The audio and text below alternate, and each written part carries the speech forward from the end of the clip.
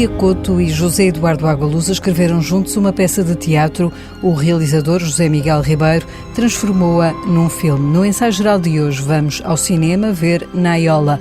Mais à frente, o teatro e a peça Júlio César, que a companhia Chapiteau está a apresentar, as sugestões de Guilherme de Oliveira Martins e um livro, o vencedor do Prémio José Saramago. Seja bem-vindo ao ensaio geral.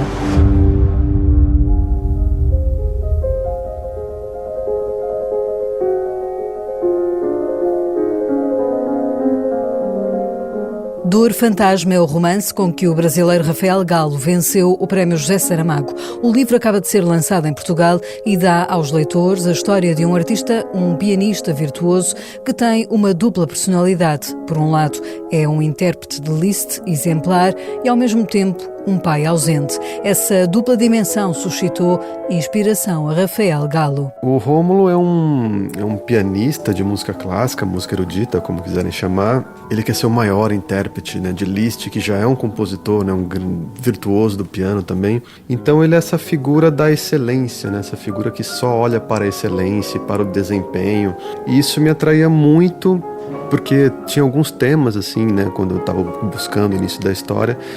Eu acho que esse era um tema, essa coisa, em especial, muito da cultura masculina, e que eu queria lidar com questões da paternidade, mas do paterno, do patriarcal, dos hábitos masculinos e como eu enxergo nisso uma falta de afetividade e muito esse projeto do desempenho de se criar trabalhadores, de se criar mão de obra que realmente se orgulhem até do próprio trabalho, da própria capacidade de trabalho. Então isso me interessava muito e aí eu falei, seria muito interessante ter isso num artista. No artista Rómulo Castelo, Rafael Galo encontrou a figura que queria dar vida, inspirando-se também na sua experiência pessoal, porque além de escritor, é também músico. Essa figura do artista, como muita gente às vezes pensa, são pessoas liberais, progressistas, com uma alma muito boa, e às vezes não, também pode ser um tirano, pode ser um carrasco. E aí me pareceu que também, junto com a minha história pessoal, como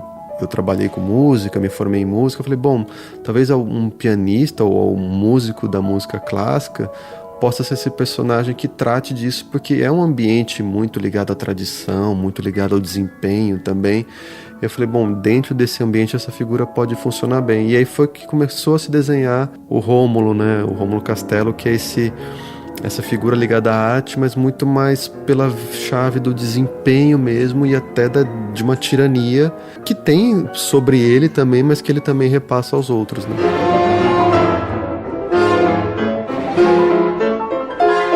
No decorrer da história deste livro, Rómulo Castelo sofre um acidente que altera a sua vida. Esse acidente, isso me interessava, então alguém que baseia toda a sua vida nesse desempenho com o trabalho ou com a arte e com isso inclusive garante que ele consiga fazer coisas, consiga ter destaque, consiga ter um trabalho, mas e se a gente tirar isso dele? O que sobra dele?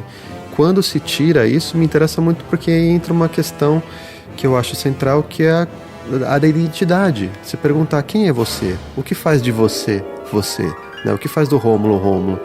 Esse acidente é o que vai colocar em choque tudo isso, porque aí você vê que realmente não tinha outra coisa e que ele sempre foi essa figura prejudicada mesmo. O acidente só consuma, mas porque todo o resto já estava realmente acidentado, vamos dizer.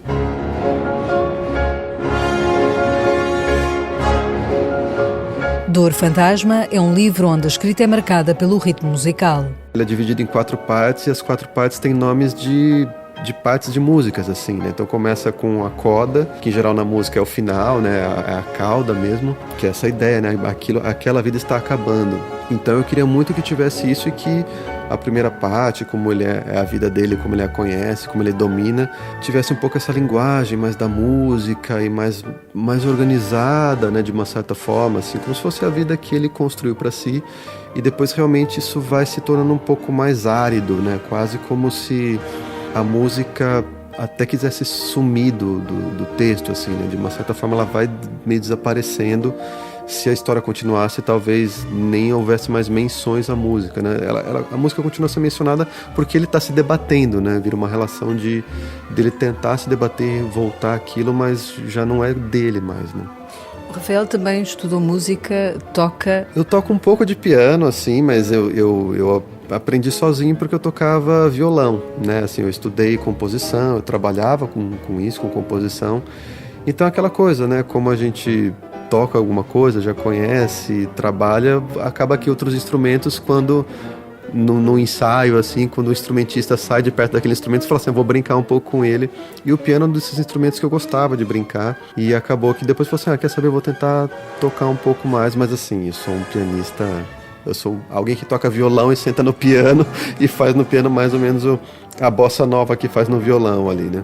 Mas eu não sou um grande pianista nem de longe. Rafael Galo é um confesso admirador da escrita de José Saramago. Vencer o prémio, que não só leva o nome do Nobel, como junta um elenco de escritores que Galo gosta de ler, teve um sabor especial na vida deste escritor, que chegou às letras pela música. Quando eu era pequeno eu gostava muito de desenho, eu desenhava, eu gostava de histórias em quadrinhos, eu escrevia as minhas próprias histórias.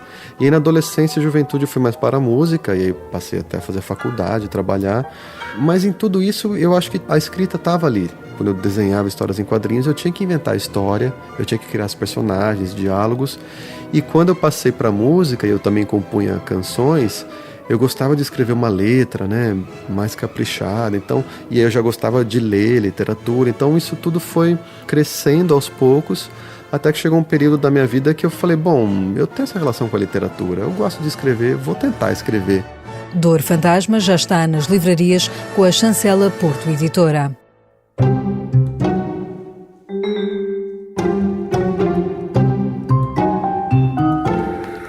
Desculpe o atraso. Senadores. Boa noite. Boa noite. Pistei.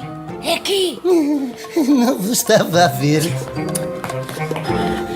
Júlio César é a nova criação da companhia do Chapiteau, mas esta não é uma peça histórica nem clássica. Tem a marca da irreverência a que esta companhia já nos habituou. A partir da vida do general romano, o espetáculo explora as inconsistências históricas, mas num registro de liberdade no tratamento dos factos, como explicou a ensaio-geral Susana Neves. Nós andámos às voltas com alguma documentação, os factos e a documentação histórica vagamente generalista a que tivemos acesso. Portanto, também não se pode dizer que tenhamos feito uma investigação até ao tutano deste Júlio César. Eu acho que houve aqui uma vontade de manter algumas pontas soltas. Isso ativou uma certa liberdade criativa quando improvisávamos a partir de alguns episódios da vida do Júlio César. Perpétuo. A palavra que ele usou foi perpétuo. Isso quer dizer para sempre. Quer dizer perpétuo. Ad eterno. Não, é perpétuo. Vitalício. É perpétuo. Colado à cadeira. Eu nunca mais chego lá. É perpétuo. Isto é uma ameaça à República. Temos que fazer alguma coisa. Temos que fazer alguma coisa.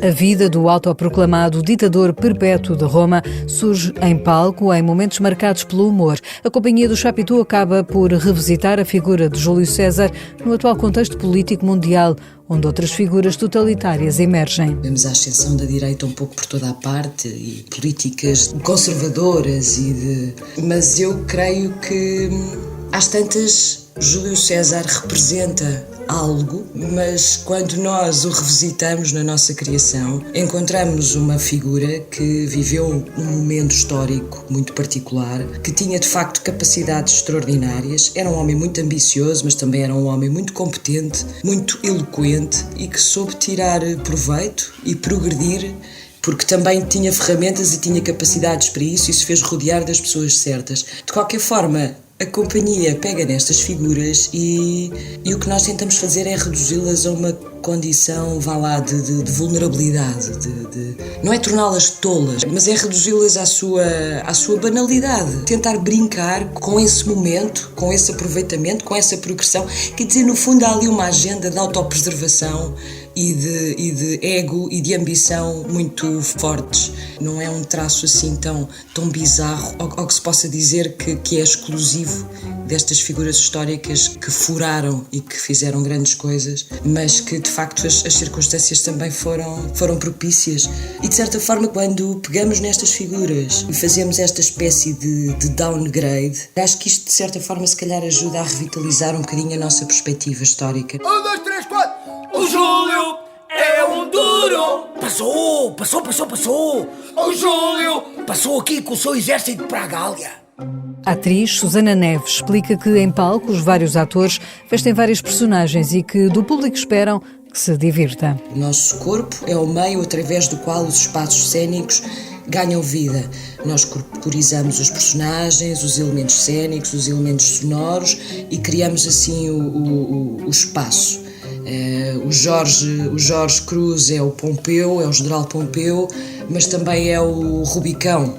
E a dada altura também é uma carta que o Júlio César recebe. Portanto, nós vamos transitando de personagem para objeto, de objeto para elemento da natureza, para um elemento sonoro. Estamos presentes, mas só o som que estamos a produzir é que importa para compor a cena que está a ser criada.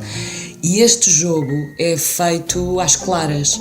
Portanto, o espectador percebe os códigos rapidamente e acaba por se divertir com a forma como nós vamos transitando e vamos mantendo a cena em permanente reconstrução e metamorfose para que a narrativa avance. E eu acho que é isso também que o público que já acompanha o trabalho da companhia está habituado e procura quando vem ver os nossos espetáculos, é ver os atores em campo, em jogo, em cumplicidade, em escuta e a divertirem-se.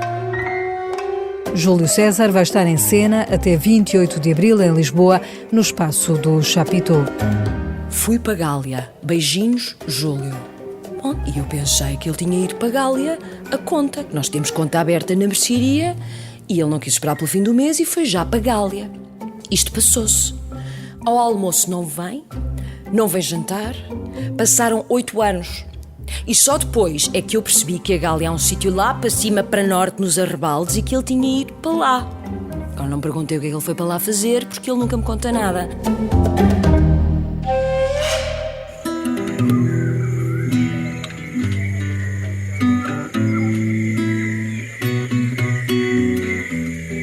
O meu marido deram-lhe como desaparecido em combate.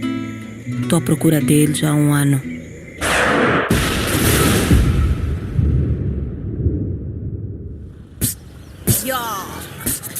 Os escritores José Eduardo Agualuz e Mia Couto criaram uma peça de teatro. O realizador José Miguel Ribeiro transformou-a num filme de animação.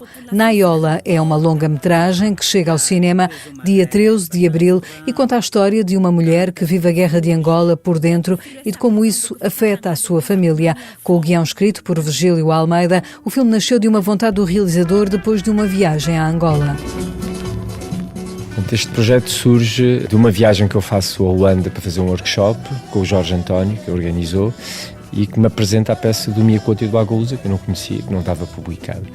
E depois de voltar a Portugal e a peça, gostei logo muito da peça, e acho que a razão porque é querer fazer um filme a partir desta peça, que inicialmente era para ser um filme também realizado por Jorge António, imagem real e animação, e depois acabou por ficar um filme só de animação. Mas acho que a razão principal é de facto esta história desta família e de como a guerra influencia e determina o futuro destas pessoas e a sua capacidade de resistência, de sonhar e de lutar por aquilo que acreditam. Fiquei tocado por esse lado. Mas eu acho fantástico essa ideia de que a guerra tem uma dimensão também na família, e a família é ao mesmo tempo um elemento de resistência à guerra, mas também um elemento de passagem de testemunho nessa resistência de geração em geração.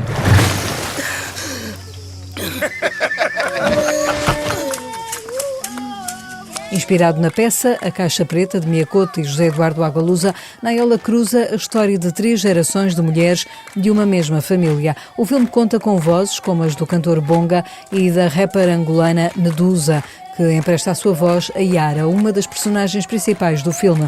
Ao ensaio geral, José Eduardo Agualusa explica que a peça que deu origem ao filme não foi a primeira que escreveu a 4 mãos com Mia Couto. Esta peça foi a segunda peça que nós fizemos juntos. Tínhamos feito primeiro uma comédia, correu muito bem, e depois decidimos fazer alguma coisa um pouco mais séria, com mais trabalho, e juntámos-nos para escrever esta peça a partir de um conto meu. Portanto, tínhamos aquele conto, mas depois a peça, enfim, aquela história história cresceu muito, transformou-se muito. E fizemos essa peça que infelizmente não correu tão bem, talvez porque fosse muito sombria, embora eu acho que tenha também alguns elementos, enfim, cómicos, divertidos, mas era muito mais sombria em relação à primeira peça. As pessoas estavam talvez mais à espera de que fizéssemos outra vez a mesma coisa. Na história de Naiola, tal como na peça que Agualusa e Miyakoto escreveram, misturam-se as vidas destas três angolanas. Tem já essa história assim das três mulheres, não é? A avó, a mãe e a filha na nossa peça.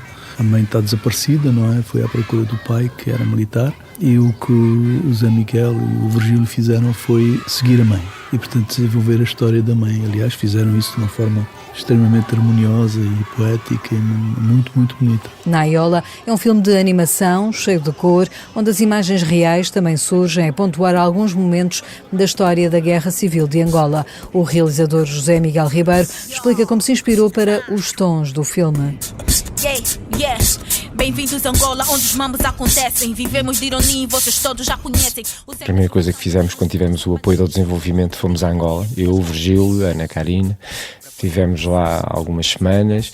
Quando se chega a Angola e se começa a olhar aquela terra laranja, que ao pôr do sol fica ainda mais vermelho, o contraste com os verdes, percebe-se que há uma intensidade cromática que não tem a mesma dimensão na Europa. E depois os aromas são todos muito fortes e muito diferentes dos que temos aqui na Europa.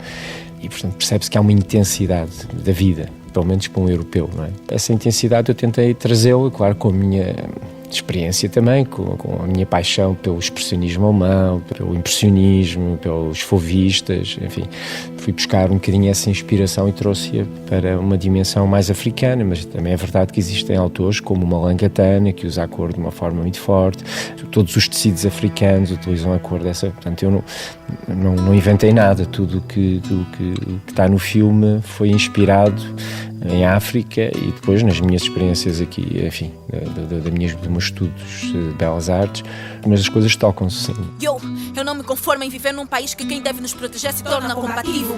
Yara é a mais jovem personagem, uma rapper ativista que, através da música, transmite mensagens políticas, algo muito atual na Angola de hoje, aponta o escritor José Eduardo Agualusa.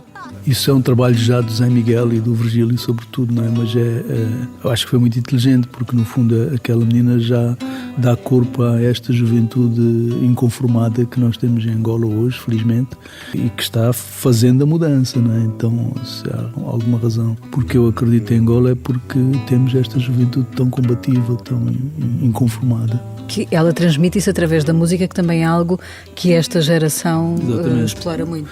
Quer dizer, os 15 mais 2 que foram inspiração para a Yara, não é? Assumidamente. Portanto, este grupo do Luati Beirão começou com a música, não é? Curiosamente, e com a poesia, porque é uma música que é o rap que está diretamente ligado à poesia. Não deixa de ser interessante pensar que a independência de Angola surgiu também primeiro, os movimentos que fizeram a independência, através de movimentos literários, não é? O Eduardo Carvalho dizia tudo começou com a poesia. Em Angola tudo começou com a poesia. E é curioso pensar que tantos anos depois da independência, não é? Esse movimento de democratização do país é feito mais uma vez por poetas. Naiola estreou em fevereiro em Angola, o país que José Miguel Ribeiro acredita esteja a fazer um caminho de esperança. Eu sou um otimista por natureza, acredito sempre que nós nos conseguimos superar e encontrar outros caminhos. Como diz o Agualusa, encontrei também uma geração muito dinâmica em Angola, muito comprometida com uma luta diária, com sonhos. Pessoas que querem de facto conseguir dentro do país as oportunidades para não terem que sair desse país. E, portanto, a Yara para mim é um símbolo dessa capacidade de sonhar, eu até diria, não é? Que é isso que estas três mulheres fazem. As três sonharam um país e as três lutaram por esse país. Muitas vezes é esse comprometimento, essa capacidade sempre de superação das gerações que me interessou e eu não queria deixar o filme preso à guerra, preso ao passado. Queria que o filme tivesse essa dimensão do renascimento de uma nova vontade de transformação do país, que aliás, essa democracia que Angola está a construir, temos descoberto nos últimos anos que o Ocidente poderá perder se não tiver a mesma dinâmica e a mesma força. E, portanto, eu acho que à defesa da democracia ou à construção da democracia estão muito ligadas e só se conseguem, de facto, com o envolvimento das novas gerações. Pode pôr na agenda. Naiola estreia nas salas de cinema a 13 de abril. Recebemos agora Guilherme de Oliveira Martins, o nosso colaborador do Centro Nacional de Cultura, que nos fala hoje também do filme Naiola. Naiola é um filme de animação que retrata através das mulheres o drama de um povo que busca a paz e a liberdade. 3 gerações de mulheres em Angola desde 1995 a 2011. Lelena é a avó, Naiola a filha e Luana a neta são vítimas de uma guerra civil implacável que se sobrepõe ao país novo. A imaginação de quem perdeu o pai reinventa a mãe como heroína nas folhas de um diário onde se encadeiam memórias, máscaras, utopias e crueldades entre a realidade e a magia. Segundo o guião, um amor suspenso, uma busca temerária num cenário bélico e um remorso dilacerante, uma viagem iniciática e no final um reencontro trágico e em tempo de paz, num país em metamorfose, grávido de esperança. 70% em animação, 30% em imagem real. O texto é de Virgílio de Almeida, com base na peça de teatro da autoria de Mia Couto e José Eduardo Agualusa, sob o título de A Caixa Preta. E nesta primavera, que aconselha a leitura, falo para os mais novos de O Rio Infinito, de Mia Couto, com ilustração de Danuta Wojciechowska, na Caminho. Num certo inverno, o sol deixou de se levantar e o mundo cobriu-se de escuro e frio. Sem poder caçar nem poder plantar, a família acredita ter chegado o fim do mundo, mas que anda, pensa, é preciso contar histórias às nossas crianças. E lembro ainda os textos vários de José Eduardo Agualusa, entre a ficção e o ensaio, sobre tempos estranhos e convulsos e um tanto misteriosos que procuram lançar alguma luz sobre os dias que ainda não chegaram. Trata-se de O Mais Belo Fim do Mundo, publicado na Quetzal. E na Fundação Carlos Gulbenkian, esta semana, tivemos o aperitivo das comemorações do centenário de Eduardo Lourenço. Uma série de retratos da Vitorino Coragem pode ser vista sob o título Ver é Ser Visto. E acaba de ser publicado o 13º volume das obras completas do pensador sobre o labirinto da saudade, coordenado por João Dionísio. Uma lembrança oportuna, uma ocasião para podermos refletir sobre o presente e o futuro.